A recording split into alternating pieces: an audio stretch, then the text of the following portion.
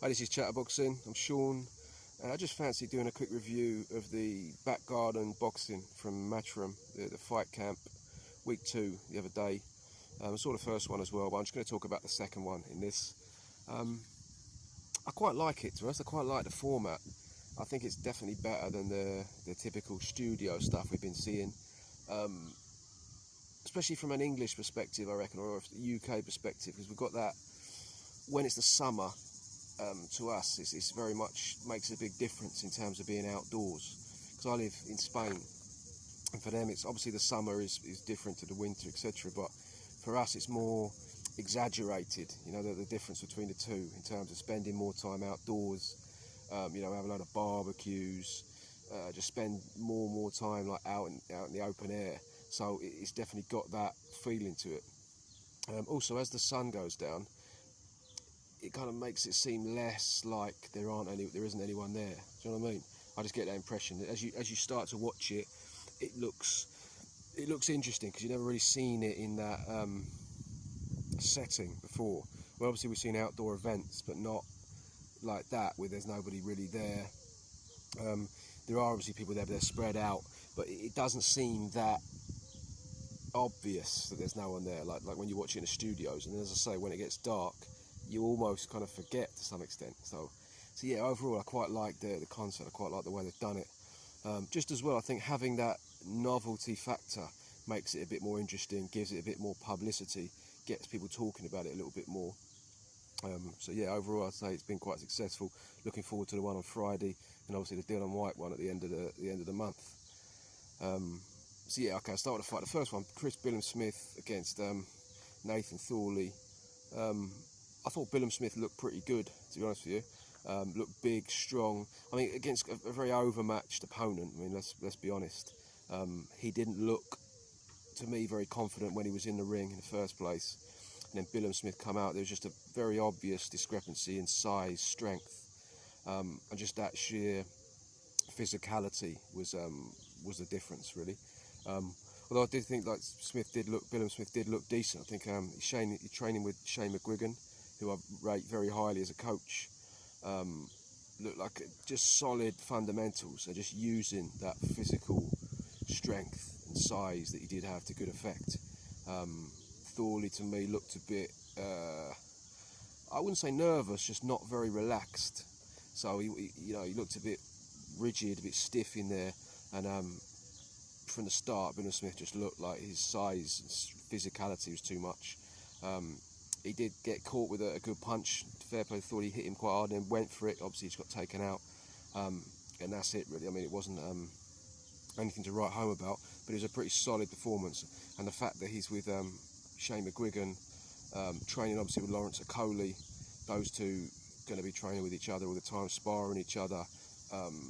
You'd expect to see the development come along quite a long way. Now, he's one of those cruiserweights that he's just a big lump. The cruiserweight division is kind of, you do get quite a lot of discrepancy in size, disparity in size, should I say. And he's definitely on the right end of that disparity.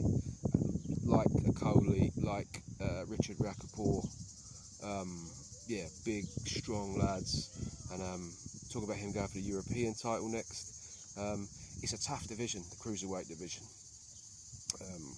You've got, I know Usyk's moved up, Gassier's moved up, but you still generally, like, the competition is pretty solid, mainly the Eastern Europeans, but just across the world, generally, it's a pretty solid division. So, I mean, I don't know how far he can go, but he definitely looks pretty solid. He's got some good attributes, and with Shane McGuigan with him, then who knows.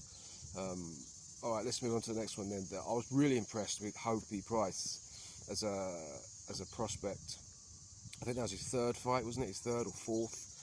Pretty solid opponent to be in there, but after that many fights, he's young, looks very sort of slim, but dealt with the sort of physical tactics quite well of Phillips. Phillips came in very unorthodox. Obviously realised that in terms of just boxing skill and reflexes and judgment, distance, all the sort of typical stuff, he couldn't really match him. So he just decided to try and literally just rush him from the start. You know, very unorthodox, moving about all over the place, coming in low, grabbing hold, like shoulder charging, all sorts of stuff. He was really trying to make it awkward for him, and he dealt with that very well. Outboxed him for pretty much the whole fight. He managed to still control the distance well, despite his opponent literally sort of charging him at times, head down. As the fight picked up, he started to really pick his shots nicely to the body. Lovely like hooks to the body to finish off with his combinations. He just looks quite advanced to me for someone with so little experience and someone so young. Training with Dave Coldwell. I'm not sure who else is training with that kind of weight, who he's regularly sparring with, but he looks to be. I'm very impressed as a prospect. I like the look of him. Obviously being southpaw as well, it's always an advantage. Always sets you apart slightly. But yeah, I like the way he's very composed. He managed to deal with that pressure, which is, you know, the kind of thing that you'd expect him to be dealing with a bit later on in his career. You know, like third fight, straight in some bloke just charging, quite strong. I think, if I'm not mistaken, he's used to fighting at heavier weights. He's a bit of a lump, really, his opponent, for that weight. And he dealt with that very well. I love the precision of his punches, body punches, beautiful, intelligent way to end combinations. Always ended up with the right punch to finish the combination, to keep himself safe and protect himself from counters. So yeah, I definitely like what I see of him, and I'll be looking out for his next fight. One of the best prospects that I've seen for a while, certainly from the UK, with that level of experience. So yeah, they're very impressed by him. Okay, Fowler against Harper. Well, first of all, I thought Fowler looked great. I really did. He's now training with Shane McGuigan. To me, that's the best I've seen him. Now, okay, again, a very, very overmatched opponent. Fair play to his opponent. He obviously took a lot of punishment. But I'm not talking about how easy the fight was, because it was just a mismatch. Just physically, it was a mismatch. But the sharpness, just a really good jab. Just his punches just looked like great technique. He got all his weight behind it correctly. Now, obviously, the opponent, there was nothing really coming back at him. From the start of it, you could just tell that physically, Fowler was just so much stronger, so much more powerful, that it just made it, you know, obviously it made it a lot easier because he's not worried about what's coming back. So I'm not going to get too carried away. But I do like the punch technique. The jab looked a lot better, and to me, he looked visibly better under Shane McGuigan. I'd like to see him fight against someone who can actually fight back a bit, but I did like the look of his boxing style. Yeah, the thing is with the opponent, he's got, like, I think he's got 10 wins, lost 1 or 4, something like that. Just lost 1 against Michael Sarafa, who beat Jeff Horn. So he's not a bad fighter. But the problem is that he's just, you know, got no knockouts at all, no power. And Fowler was able really to just walk through him. And every time, even for the jabs, was just strong, you know, really boom. It's almost like a straight right hand at times, just hitting him with it. And he was just really doing a lot of damage. Now, personally, I think they should have pulled him out a couple of rounds before. He was just taking completely unnecessary punishment. He was never in the fight. I didn't see the point of him being in there at all. He was never going to turn it around. Now, if he'd have had quick feet, really quick hands, and he could have, you know, moved in and out and tried to, you know, get some points on the board, just jabbing, sticking and moving, okay, fair enough. But it was obvious to me, really, from the first round that he wasn't going to beat Fowler. He didn't have anything physically, like, just wasn't powerful enough, couldn't hit hard enough, wasn't strong enough to keep him off him, and he wasn't quick enough with his feet, couldn't beat him to the punch.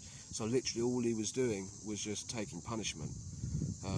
So I think that was quite bad from the corner. I remember watching it, and he was in the corner, and he was just saying, "Oh, I want another round." And to me, the coach has got to step in there and just say, "No, put his foot down," and just, you know, protect him from himself. Because obviously he wants another round. He doesn't want to be stopped.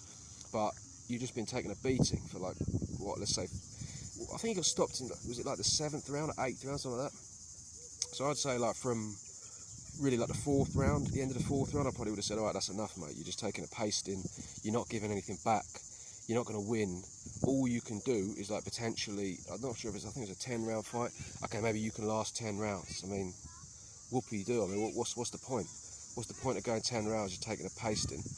You could just get taken out on the 5th round. I don't really understand why. Now, fair enough if he was on like world championship fight with millions of pounds at stake, but realistically, he's not, is he? So, for me, the coach should have just said, especially what we've seen a lot of stuff recently in boxing with people dying just from taking sustained punishment. So, yeah, for me, he should have just said to him, no, it's enough.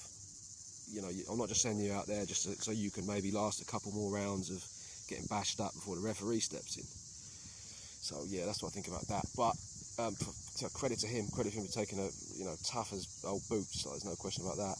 Fowler, I liked it. Not impressed particularly the win against that caliber of opponent, but impressed by how he looked and the improvements that I can see under Shane McGuigan. So, yeah.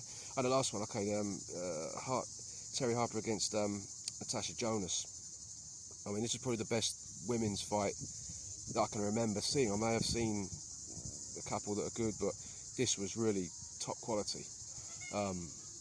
Action-packed all the way through. I think a draw was probably a fair result. Personally, I would have given it to Jonas from what I saw. I wasn't like scoring all the rounds. I mean, I wasn't like at the end of each round scoring it and looking at it that thoroughly. Which my impression from watching it was that I think Jonas did, for me, probably just enough to win. But I can't really complain at a draw. I think a draw definitely it could be a fair result.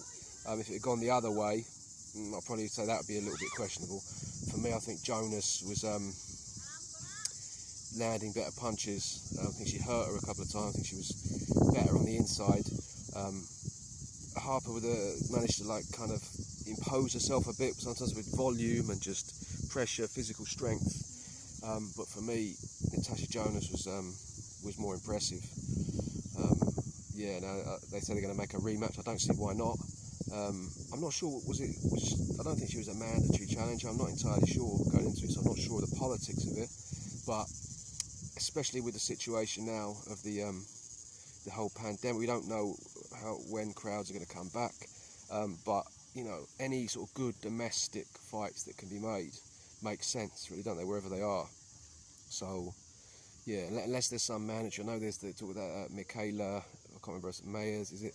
I'm not quite sure. To be honest with you, I don't really follow all of this women's boxing in that much detail, so I'm not entirely sure. She might be mandatory. It might be some fight they got set up. I know there's something to do with that, but yeah, I'd say making a rematch of this one makes sense if there's no political complications. But yeah, as I say, that was probably the best women's fight that I can remember seeing.